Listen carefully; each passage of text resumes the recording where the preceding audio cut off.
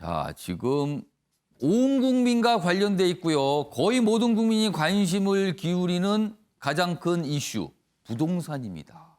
지금 이해찬 대표의 발언 역시 부동산과 관련됐거든요. 자, 그럼 부동산 관련 이야기 기사로 계속 이어가 보겠습니다. 부동산의 성남 민심, 도심에서 촛불을 들었다. 주말 동안에 있었던 모습이거든요. 코로나에 주춤했던 서울 집회 5개월 만에 시민들이 모였다. 태극기 집회도 1,000명 넘게 몰렸다. 문재인 대통령 사진에 신발을 던지고 날아간 이 거냐, 무슨 이런 실검 이런 게 또 올라오기도 했어요. 포털에. 그래서 지금 이 성남 민심을 단적으로 보여주는 거 아니냐 이렇게 좀 기사가 다뤄지고 있습니다. 자, 그럼요. 이 도심 촛불 집회 모습 확인해 보겠습니다.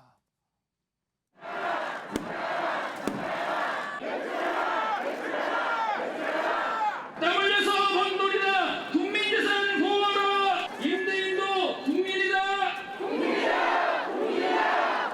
집값이 왜 올랐습니까? 공급을 막아놓고 수요 억제 정책만 쓰고 있습니다, 여러분. 수요 억제 정책을 쓰면은 가격은 당연히 올라가게 돼 있습니다. 자, 이런 상황에서 부동산 현장이라고 할 수 있죠. 청약 시장입니다. 그 안에서 벌어지고 있는 한 가지 현상이 오늘 기사로 달아지고 있어요. 보이시죠? 5억 로또는 우리 것이다. 세대 간 전쟁터가 된 청약이다. 이게 무슨 소리일까요? 당첨이 되면, 아파트 청약에 당첨이 되면 바로 그 순간 5억이 되는 겁니다. 가져가는 이익이요. 왜냐하면 이 분양가 자체를 굉장히 통제하고 있거든요. 그러니까 낮아졌죠. 근데 주변 시세는 훨씬 높습니다. 이 아파트 당첨되는 순간 5억 넘게 남는다는 겁니다. 바로 그 얘기인데요. 매달 분양하는 수색, 중산, 뉴타운 여기 좀 아파트 분양이 있는데 여기 보면은 원래 아파트 청약을 하면은 청약이 여러 군데 있잖아요. 그럼 많은 분들이 이렇게 중복해서 청약하는 경우가 많아요. 뭐 될 수도 있고 안 될 수도 있고 그러니까 여러 군데를 해보는 거죠. 그런데 청약 가점이 높은 분들이 아무래도 다 유리하잖아요. 여러 군데 중복 청약해도 가점이 높으면 그분들이 유리하게 당첨 가능성이 높은 겁니다. 그러다 이런 이의 제기를 했어요. 그렇다면은 가점 자체가 낮은 사람은 기회 자체가 없다. 이거 문제 있는 거 아닙니까? 이런 지적이 있자 어떻게 됐냐면요. 청약을 똑같은 날에 하도록 만든 겁니다. 그러니까 중복 청약을 막겠다는 거죠. 그러자 원래 지금까지 중복 청약을 했던 분들은 이거 왜 갑자기 원칙을 또 바꾸는 거냐. 이게 뭐냐. 그리고 원칙은 가점 높이는 게 원칙 아닌가. 왜 그러냐. 또 이렇게 반발이 오는 겁니다. 여기 그 내용이 있습니다. 중복 청약 제한 추진하자. 4050 가점제 원칙대로 해라. 이거 왜 바꾸냐. 반면에 2030은 그럼 우리는 가점이 낮은데 언제까지 그럼 우리가 이렇게 돼야 되는 건가. 젊은 층에 기회를 줘야 될 거 아니냐. 이렇게 또 맞서고 있답니다. 당첨되는 순간 5억 넘게 이익이 나는 겁니다. 좀 더 보면요. 정부가 돌연 상대적으로 가점이 낮은 30세대에게도 당첨 기회를 좀 더 주자며 중복 청약을 제한하는 방안을 추진하자 2030 세대와 4050 세대 간 정면 충돌하는 양상이다. 이렇게 돼 있습니다. 참 부동산 문제 어렵습니다. 갈수록요. 제도는 복잡해지고 이해관계 역시 복잡하게 얽히고 있습니다. 그래서 이런 현상 나타나고 있는 거예요. 이걸 어떻게 해야 되는 거지? 뭐가 잘못됐을까요? 이런 부분들. 자, 윤경호 의원님. 왜 이렇게 된 겁니까? 저는 정책의 허점이 빌미를 줬다. 그러니까 예. 정책의 허점이라는 건 여러 가지를 포함하는 거죠. 예. 빌미를 줬다는 거는 코로나 때문에 이렇게 걱정을 하는데도 이제 유심히 봤는데요. 예. 주최 측에서는 5,000명이 왔다고 주장하더만요. 오. 경찰 추산은 1,500명이고 예. 예금보험공사 앞에 모인 그 예. 부동산 정책 관련 반발하는 분들 자신들의 재산 이해관계에 손실을 입었기 때문에 나와서 저렇게 목소리를 높이는 거 너무나 어찌 보면 당연하겠죠. 촛불을 들기도 하고 심지어 신발까지 던졌다면서요. 예. 아마 대통령이 빈자리가 아니라 대통령이 있었어도 신발을 던지는 걸 불사했을 것 같아요. 예, 그 정도로 저분들은 굉장히 지금 심각하게 격앙돼 있다는 거예요. 격앙돼 있는 것 같아요. 예. 왜 그럴까? 뭐 따지고 보면 이런 거죠. 다주택자 임대주택 사업 임대 사업자로 예. 전환을 하도록 유도를 정부가 실컷 해놓고 지난번 세금을 더 중과세하겠다고 내놓은 대책에서 보면 그걸 해소할 기간을 제대로 주지 못하고 않고 다주택자라고 간주를 하고 예. 중과세를 하겠다. 또 느닷없이 조정지역으로 발표를 해버려서 팔리지 않게 만들고서 다주택자가 돼버렸다. 뭐 이런 거잖아요. 그러니까 그런 거 따지고 보면 사실 어찌 보면 소급 적용이다. 이런 볼멘 소리가 나오게 돼 있어요. 예. 아까 앵커가 잠깐 설명했던 수색 지역의 예. 청약 가점제 이런 예. 것도 처음부터 이번 청약의 경우는 이렇게 당첨자 발표합니다라고 예고를 했으면 예. 모르는데 이런 것들을 임박해가지고 예. 평소에 하던 거와 달리 예. 내놨잖아요.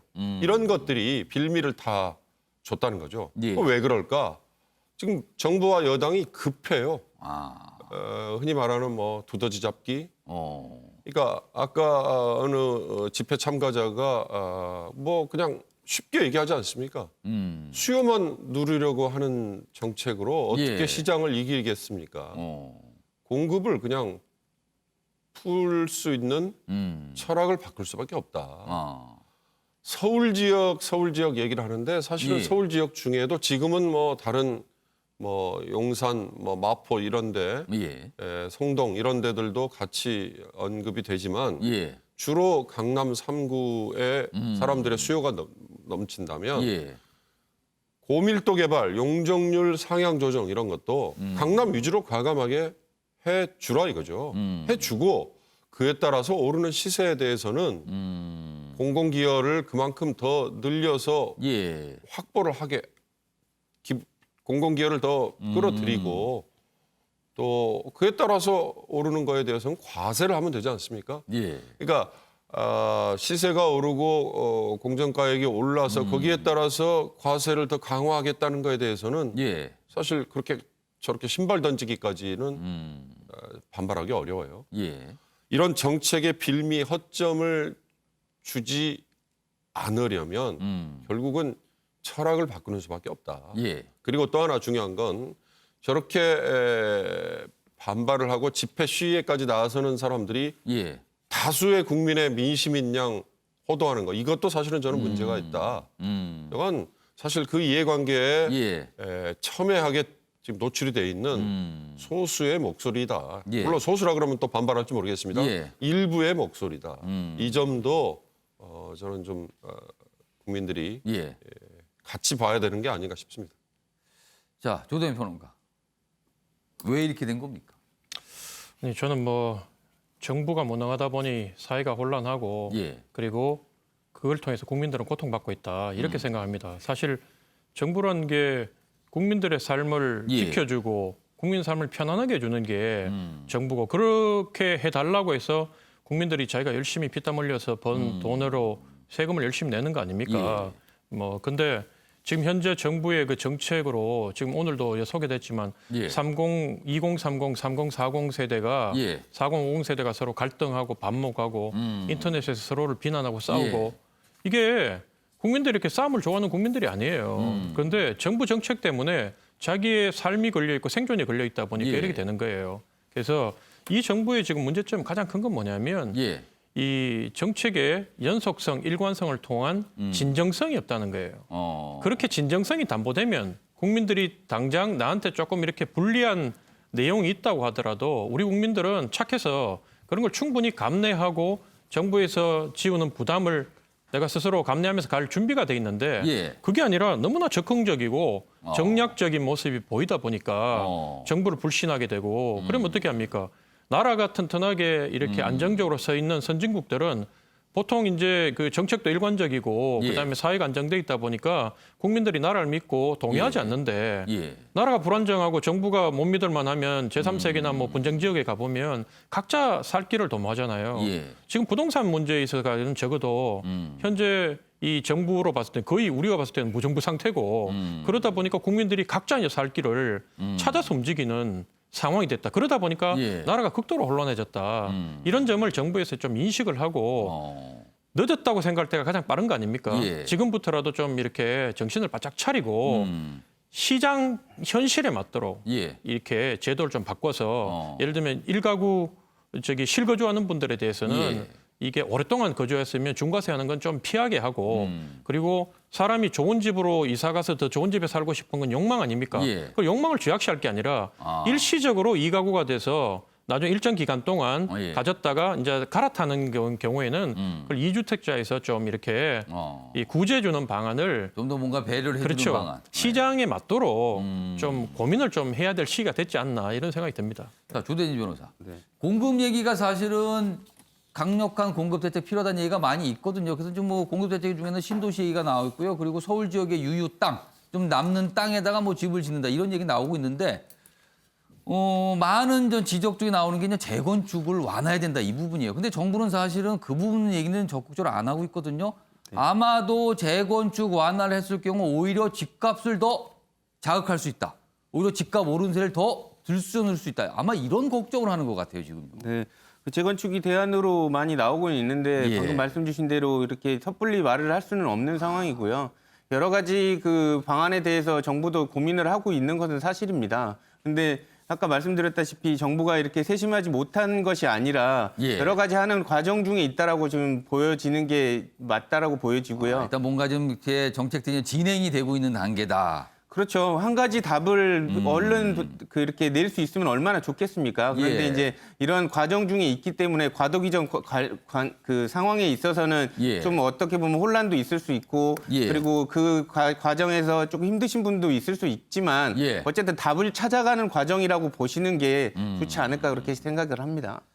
참 부동산 문제 복잡하고요. 그리고 많은 이해관계가 묶여 있습니다. 그러니까 좀 이런 현상도 지금 불거진 게 아닌가 합니다. 자, 아침에 매일경제는 유튜브로도 지금 생중계되고 있고요. 오늘도 많은 분들이 다양한 분야의 댓글을 올려주셨습니다. 자, 몇 가지를 선정을 했는데 소개해드리겠습니다. 먼저 탈북민의 월북과 관련돼서 댓글들을 올려주셨는데요. 아주 간단하게 쓰셨군요. 뻥 뚫린 군사분계선 이렇게 지적해 주셨고요. 그리고 또 다른 분은요. 다 뚫렸나? 이런 상황이 반복되는 게 참 걱정이네요. 그러니까 많은 분들이 뚫렸다라는 부분에 대한 걱정을 좀 남겨주셨어요. 그리고 이해찬 더불어민주당 대표의 이 발언과 관련된 의견도 좀 많이 올라왔는데요. 첫 번째는 이렇습니다. 어떤 이유를 대던 여당 대표가 쓸 말은 아니다. 이렇게 질타를 해주셨고요. 정치적으로 몰아가네. 야당 부분에 대한 지적인 것 같습니다. 그리고 이런 댓글도 있습니다. 서울에 모든 것이 집중되어 국민이 계속 몰리고 있어 모든 물가가 올라가고 있습니다. 행정수도 옮겨야 합니다. 지금 당장. 그럼 지금 여당의 움직임에 대한 지지를 보내주신 것 같고요. 마지막 댓글은 이렇습니다. 행정수도를 왜 옮겨? 집값도 못 잡으면서 수도 이전하면 그게 답인가? 이런 반대 의견도 남겨주셨습니다. 자, 댓글 올려주신 시청자 여러분께 감사 말씀 드리겠습니다.